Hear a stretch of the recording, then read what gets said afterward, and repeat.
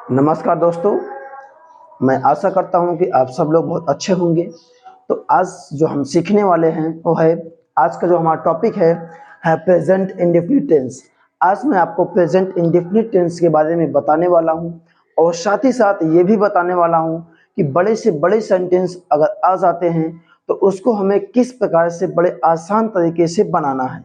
चलिए तो आइए हम सीखते हैं। चलिए ध्यान देना भैया, प्रेजेंट इंडेफिनिट टेंस, ठीक है, वर्तमान अनिश्चित काल। देखो इसका प्रयोग होता कहाँ है, हम कैसे समझें कि ये प्रेजेंट इंडेफिनिट टेंस है। इसके लिए आपको क्या करना है, मैंने एक बताया सिंबल। सिंबल का मतलब होता है पहचान। क्या होता है? पहचान। तो मूल क्रिया के अंत में क्या भैया, मूल क्रिया के अंत में अगर ता है, ती है, ठीक है, ती है, ती हो, ता हूं, ती हूं, तो है या तो हूं आ जाता है तो इसका मतलब वो प्रेजेंट इंडेफिनिट टेंस है। ठीक, अब ध्यान देना, इसको बनाने के लिए जो स्ट्रक्चर होता है, स्ट्रक्चर क्या है? सबसे पहले सब्जेक्ट अफर्मेटिव का बता रहा हूं। सबसे पहले सब्जेक्ट, उसके बाद मेन वर्ब में यस या ईएस, उसके बाद मेन वर्ब की फर्स्ट फॉर्म प्लस ऑब्जेक्ट। ठीक है, अब ध्यान देना, मैंने आपको बताया कि मेन वर्ब में या तो यस या ईएस लगाना है या मेन वर्ब की फर्स्ट फॉर्म लगानी है। ठीक है, तो मेन वर्ब में यस या यस कब लगाएंगे? ध्यान देना भैया, जब सब्जेक्ट ही, सी, इट या किसी एक व्यक्ति का नाम आ जाता है तो उसके साथ अफर्मेटिव सेंटेंस में मेन वर्ब में यस या यस लगाना होता है। ठीक, अब ध्यान देना, उसके बाद अब मेन वर्ब की फर्स्ट फॉर्म कब होगी? जब सब्जेक्ट आई, वी, यू, दे या एक से अधिक व्यक्ति आ जाए तो अफर्मेटिव में मेन वर्ब में केवल फर्स्ट फॉर्म लगाएंगे, यस या यस नहीं लगाएंगे। ठीक है, चलिए मैंने आपको बताया कि जब सब्जेक्ट ही से इट या एक व्यक्ति का नाम आता है तो उसके साथ मेन वर्ब में यस या यस लगाते हैं। अब कहाँ पे यस लगाया जाता है, कहाँ पे ईएस लगाया जाता है? ध्यान देना भैया, जब मेन वर्ब का अंतिम अक्षर, अंतिम लेटर यस हो, डबल यस हो, यस एच हो, सी एच हो, यक्स ओ जेड अगर आ जाए तो ईएस का प्रयोग करते हैं। जैसे अगर गो लिखा है तो ध्यान देना भैया, गो के अंतिम अक्षर क्या है? गो का जो अंतिम लेटर है, अंतिम लेटर क्या है? ओ है। अगर ओ है, अगर सब्जेक्ट यहाँ पे ही, ठीक है, सी या फिर इट या किसी एक व्यक्ति का नाम आ जाता है तो उसके साथ हम क्या लगाते हैं? ईएस लगा देते हैं। क्या लगाते हैं भैया? ईएस लगा देते हैं। अगर इन्हीं सब के साथ टीच लिखा हो, क्या? टीच, देखो इसके अंत में क्या दिया है? सी एच आया भैया, अंत में सी एच आया तो क्या लगाएंगे? ईएस लगा देंगे। क्या लगाएंगे भैया? ईएस लगा देंगे। तो इसी प्रकार के आपको अंतिम अक्षर देखना है, जहां पे भी अंतिम अक्षर में ये आ जाता है, इनमें से कोई भी आ जाए तो वहां पे हम ईएस लगा देते हैं। ठीक है, और यस कब लगाएंगे? जैसे अगर ईट, अब ईट का अंतिम जो लेटर है क्या है? टी है, तो इनमें टी कहीं लिखा है? नहीं लिखा है, हम इसमें क्या लगाएंगे? यस लगाएंगे। तो बात समझ में आई कि नहीं आई? आ गई। चलो तो अब हम समझते हैं भैया सेंटेंस बनाना, कि सेंटेंस किस तरीके से बनाया जाता है, इस चीज के बारे में हम सीखने चल रहे हैं। ठीक है भैया, चलिए तो रेडी हो जाइए, आप लोग भी नोट करिएगा। ठीक है, चलिए जैसे भैया इसमें लिख दिया जाए, देखो मैं अभी आपको एकदम सिंपल सिंपल बताने वाला हूँ। ठीक है, सिंपल सिंपल में क्या होता है, देखो जैसे आ जाए मैं, ठीक है, जाता हूँ। अगर लिखा भैया क्या? मैं जाता हूँ, एक सेंटेंस है। अब ध्यान देना, मैं जाता हूँ लिखा है, हमें नहीं पता है ये क्या है, कैसे प्रयोग करें। हमने क्या लिख दिया भैया? इसका I am go, I am गो लिख दिया तो भैया ये क्या हो जाएगा? गलत हो जाएगा। गलत क्यों हो जाएगा? क्योंकि हमने देखा, क्या देखा भैया, कि इसके लास्ट में क्या दिया? ताहू दिया है। तो जब इसके लास्ट में ताहू दिया है तो इसका मतलब क्या हुआ कि ये क्या है भैया? आपका प्रेजेंट इंडेफिनिट टेंस है, और प्रेजेंट इंडेफिनिट टेंस में इज एम आर का प्रयोग बिल्कुल नहीं होता है। तो जब इज एम आर का प्रयोग नहीं होता है तो सर कैसे बनेगा, हम इसको कैसे जाने? तो भैया मैं आपको बताया हूं कि प्रेजेंट इंडेफिनिट आप तब पहचान सकते हो जब सिंबल आपको पता रहेगा, क्या कि मूल क्रिया के अंत में जब ये ता है, ती है, ते है, ता हूं, ती हूं, तो है, तो हूं आता है, तभी वो प्रेजेंट इंडेफिनिट कहलाता है। तो ध्यान देना, ये भैया ता हूं आया है, इसका मतलब ये प्रेजेंट इंडेफिनिट है, ये ऐसे नहीं बनेगा। तो इसका सही क्या बनेगा भैया? ध्यान देना, इसका ये क्या है? इसमें नॉट लगा है, नॉट नहीं लगा है, इसका मतलब नहीं शब्द, क्या इसमें का जो नहीं शब्द है वो नहीं आया हुआ है। जब नहीं आया हुआ तो सेंटेंस क्या कहलाएगा, अफर्मेटिव। और अगर सेंटेंस अफर्मेटिव है तो अफर्मेटिव सेंटेंस को किस तरीके से बनाएंगे, ध्यान देना भैया, ये मैंने स्ट्रक्चर बताया है अफर्मेटिव सेंटेंस का। ठीक, अफर्मेटिव सेंटेंस का ये स्ट्रक्चर है आपका, मतलब किस तरीके से बनाएं उसको। तो भैया इसमें कह रहा है सबसे पहले सब्जेक्ट। अब ध्यान देना दूसरी बात, इसमें आपको ढूंढना क्या है, मेन वर्ब। अगर आपने मेन वर्ब ढूंढ लिया, उसके बाद सब्जेक्ट, फिर आपको ऑब्जेक्ट, ये तीनों मिल जाएगा। तो भैया ध्यान देना, इसमें का जो वर्ब आता है वह अपना रूप बदल के आता है। ठीक, जो मेन वर्ब होता है वह किसी भी टेंस में अपने असली रूप में नहीं आता, अपने असली चेहरे में नहीं आता है। बात को समझो भैया। आपको मेन वर्ब कैसे पहचानना है, मैंने बताया कि मेन वर्ब के तब पहचानोगे जिसके अंत में ना आएगा वही आपका क्या कहलाएगा भैया, वही आपका मेन वर्ब है। ठीक, मैंने कहा जिस भी वर्ड के अंत में ये वाला ना आएगा वही आपका क्या होगा, मेन वर्ब। अब मैं जाता हूं, इसमें तो आया ही नहीं भैया, इसमें तो ना नहीं आया, तो हम कैसे पहचाने। इसको पहचानने के लिए मैं आपको एक चीज और बता देना चाहता हूं कि जो वर्ब होता है, जो मेन वर्ब होता है, वह कभी भी किसी भी टेंस में अपने असली चेहरे में नहीं आता है। तो वो अपना चेहरा छिपा के चलता है, छिपा के चलता है। तो हमें उसके छिपे हुए चेहरे के ऊपर नहीं जाना है, उसका असली चेहरा क्या है हमें उसको पहचानना है। कैसे पहचानोगे भैया, जैसे यहाँ पर क्या लिखा है, जाता। ठीक, जाता लिखा है। अब इसका असली चेहरा क्या होता है, इसका असली चेहरा होता है जाना। क्या होता है भैया, असली चेहरा जाना। तो जब इसका असली चेहरा जाना होता है तो देखो जाना के अंत में ना आया, बिल्कुल ना आया। तो जब जाना के अंत में ना आ गया तो इसका मतलब क्या हुआ भैया कि यही आपका मेन वर्ब है। क्या है, मेन वर्ब है। ठीक, तो इस प्रकार से हम मेन वर्ब को पहचान सकते हैं। तो हमने पहचान लिया भैया, क्या पहचान लिया कि मेन वर्ब कौन है। हमने पहचान लिया कि ये आपका क्या है, मेन वर्ब है। अगर ये मेन वर्ब है, अब मेन वर्ब को हमने पकड़ लिया, अब मेन वर्ब से हम पूछेंगे कि कौन जाता है। जाता है कौन, मैं। कौन जाता भैया, मैं जाता हूं। तो मैं क्या हो जाएगा आपका, मैं आपका सब्जेक्ट हो गया। अब इसमें क्या करना भैया, किसी भी सेंटेंस को बनाने के लिए 3 वर्ड की आवश्यकता पड़ती है। वो 3 वर्ड कौन कौन से हैं, सब्जेक्ट, वर्ब, ऑब्जेक्ट। सेंटेंस आपका कितना भी बड़ा हो, ठीक है, सेंटेंस आपका कितना भी बड़ा हो, हमसे ये मतलब नहीं है, हमें केवल सब्जेक्ट, वर्ब और ऑब्जेक्ट, यही 3 वर्ड किसी भी सेंटेंस में ढूंढना है। सेंटेंस चाहे जितना बड़ा हो। माय फ्रेंड्स, फिर से मैं आपको बता देना चाहता हूँ, ये चीज आपको घर पे ही प्रैक्टिस कर लो कि मैं जेन्युइन बता रहा हूँ कि नहीं बता रहा हूँ जेन्युइन, कि किसी भी बड़े से बड़े सेंटेंस को बनाने के लिए आपको 3 वर्ड की आवश्यकता पड़ती है। कौन कौन से, सब्जेक्ट, वर्ब और ऑब्जेक्ट। क्या क्या भैया, सब्जेक्ट, वर्ब और ऑब्जेक्ट। यदि आप किसी भी सेंटेंस में सब्जेक्ट, वर्ब, ऑब्जेक्ट को ढूंढ लिए तो आपका सेंटेंस बड़े आसानी से बन जाता है। चलिए, तो मैं जाता हूं, इस सेंटेंस को बनाने वाला हूं, मैं जाता हूं। ठीक, तो मैं की इंग्लिश क्या होती है, आई।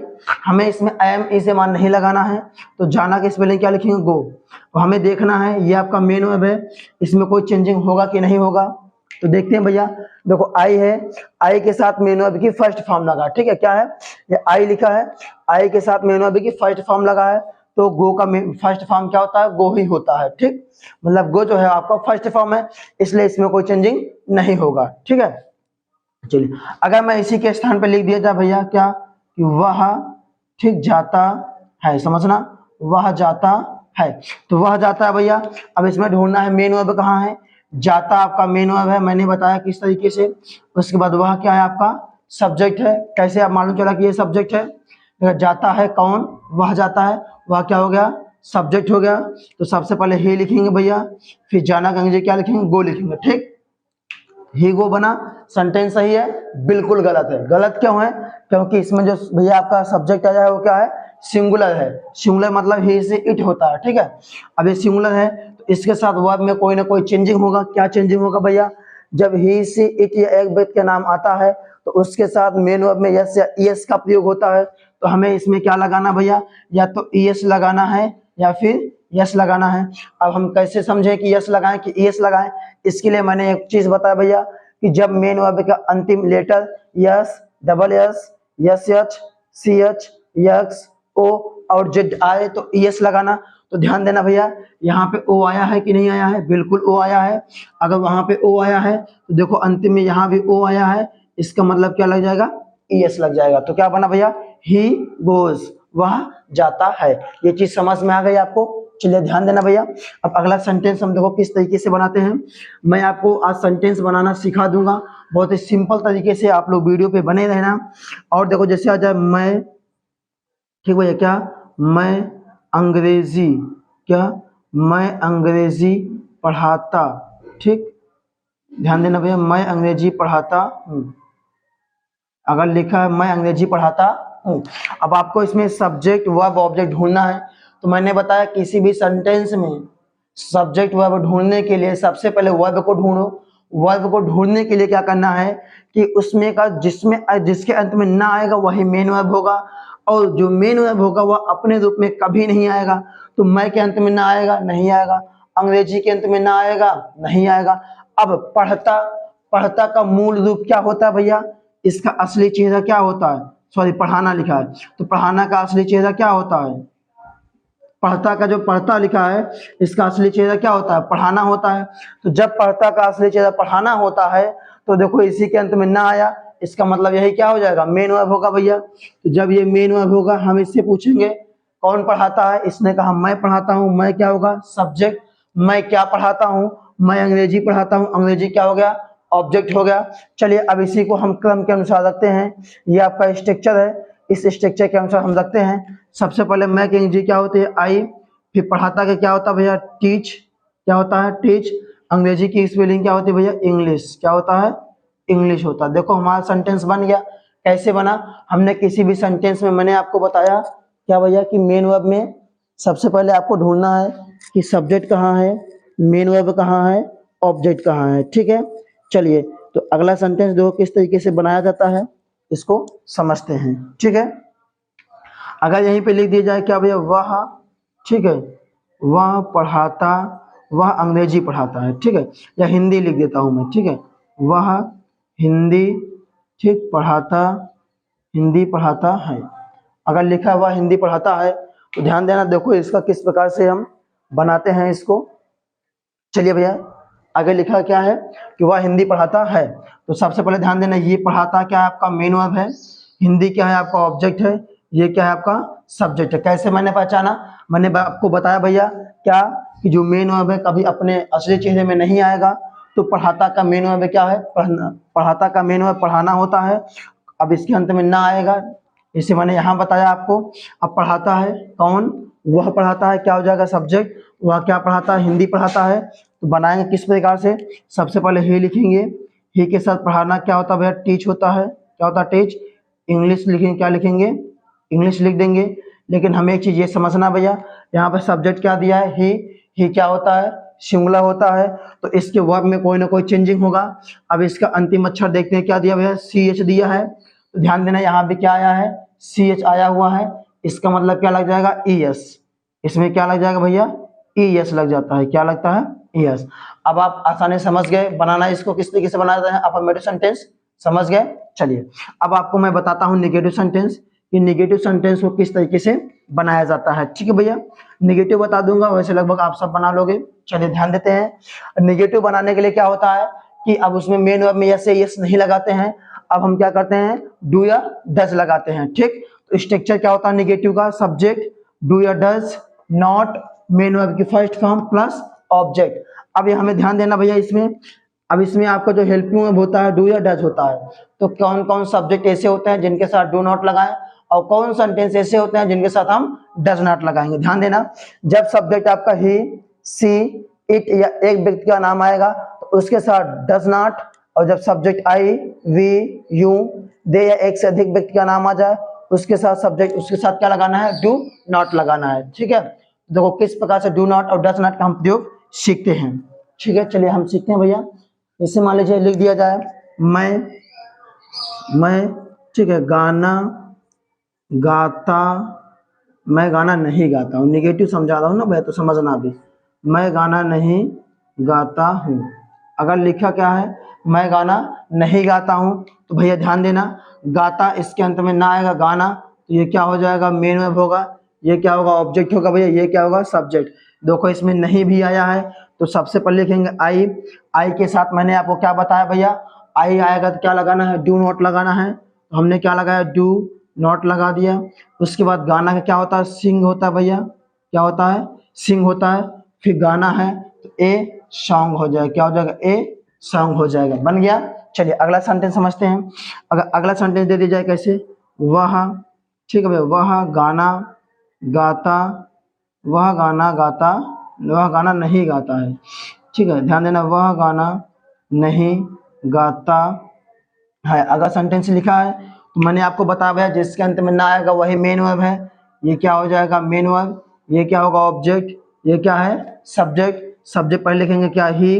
अब ही के साथ मैंने आपको बताया क्या लगता है, डज नॉट लगता है। क्या लगता है भैया, डज नॉट लगता है। डज नॉट के बाद गाना क्या होता है, सिंग होता है, ठीक है। और ये ऑब्जेक्ट वाला गाना क्या होता है, ए सॉन्ग होता है, क्या होता है, ए सॉन्ग होता है। बन जाएगा सेंटेंस आराम से, बिल्कुल बना लोगे। चलिए अब मैं आपको जो सिखाने वाला हूं क्या, कि बड़े से बड़े सेंटेंस को हम किस प्रकार से बनाते हैं, ठीक है। जब बड़े से बड़े सेंटेंस आ जाता है तो उसको हम किस प्रकार से बनाते हैं। अब ध्यान देना, मैंने इस प्रकार से बता दिया आपको। अब इसका आपको अफर्मेटिव और नेगेटिव बता दिया है। अब इंट्रोगेटिव, डबल इंट्रोगेटिव में कुछ नहीं होता है, बस वही डू या डज को आपको पहले कर देना होता है। चलो अच्छा उसको भी बता देता हूँ, एक सेंटेंस में आपको पूरा बता देता हूँ, ठीक है। जैसे मान लीजिए लिख दिया जाए, क्या लिख दिया भैया, कि वह, ठीक है, सिनेमा, क्या, वह सिनेमा, वह सिनेमा देखता, ठीक है, वह सिनेमा देखता है। चलिए अब इसका मैं आपको 6 बना के दिखा देता हूँ, ठीक है। चलिए तो ध्यान देना भैया, ये आपका क्या है, मेन वर्ब है। ये क्या है, आपका ऑब्जेक्ट है। ये क्या आपका सब्जेक्ट है। यहाँ पे क्या होगा, ही। देखना क्या होता है भैया, आप वॉच कर सकते हो, WATCH वॉच। और सिनेमा का सिनेमा होता है, ठीक है, सीने, CINEMA, सिनेमा। अब ध्यान देना, यहाँ पे वॉच है तो यहाँ पे CH आया लास्ट में, क्या कर देंगे, ES। अब ध्यान देना, यहाँ पे सब्जेक्ट क्या है, ही है। अगर निगेटिव की वह सिनेमा नहीं देखता है तो ध्यान देना भैया यहाँ पे ही है। अब ही आपका सिंगुलर सब्जेक्ट है, इसके साथ क्या होता है, डज नॉट होता है निगेटिव में, तो क्या बनेगा, ही, ठीक है, डज नॉट वॉच, ठीक है, he does not watch cinema, he does not watch cinema, ठीक भैया। चलिए ध्यान देना, अब इंट्रोगेटिव बनाने के लिए क्या करोगे, जो ये डू है या फिर जो डज होता है उसको पहले कर देते हैं, क्या, डज ही वॉच, ठीक भैया, cinema, does he watch cinema. Last में क्वेश्चन मार्क लगाना मत भूलना। अगर इसी में आ जाए निगेटिव इंट्रोगेटिव या इंट्रोगेटिव निगेटिव, तो क्या करते हैं, सबसे पहले डज सब्जेक्ट, उसके बाद नॉट भैया, ठीक है, फिर क्या हो जाएगा, वॉच, उसके बाद फिर क्या लिखेंगे, सिनेमा, ठीक, बात समझ में। अब ध्यान देना, अब जब डबल इंट्रोगेटिव आ जाए या डबल इंट्रोगेटिव नेगेटिव आ जाए, जैसे क्यों, कब, कहाँ, कैसे, जब सेंटेंस के बीच में आ जाता है। अगर मान लीजिए मैंने कहा कि कब, अगर मैंने इसमें मान लीजिए इसी के बीच में वह सिनेमा कब देखता है, अगर मैंने यहाँ पर क्या लिख दिया, कब लिख दिया, तो यहाँ पे सबसे पहले क्या लग जाएगा, वेन। क्या होगा भैया, वेन। वेन डज ही, ठीक है, when does he watch cinema, ठीक भैया, क्या, when does he watch cinema, ठीक है। अब इसमें अगर नॉट भी आ जाए तो क्या हो जाएगा, वेन, ठीक है, डज ही के बाद नॉट लगा दें, नॉट, ठीक है, watch cinema, when does he not watch cinema, ठीक, ये देखो आपका सेंटेंस बन गया, ठीक है। अब मैं आपको जो सिखाने वाला हूँ कि बड़े से बड़े सेंटेंस को हम किस प्रकार बनाते हैं, ठीक है। ये आपने